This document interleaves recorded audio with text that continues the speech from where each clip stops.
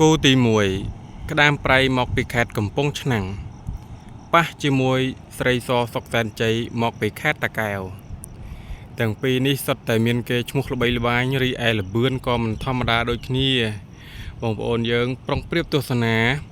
ក្តាមប្រៃមកពីខេត្តកំពង់ឆ្នាំងរីឯស្រីសសុកសែនជ័យមកពីខេត្តតាកែវបានប្រុងប្រៀបនៅក្បែរមាត់ច្រាំងដូចគ្នាហើយឥឡូវនេះ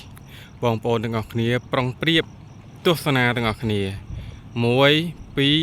3មើលវាលធំធេងបែកសែងរែងរលឹកមើលទឹករលកខ្មួលខ្មាញ់បាញ់ពីនាយមើលភ្នំតូចធំទៀបខ្ពស់វែងអន្លាយ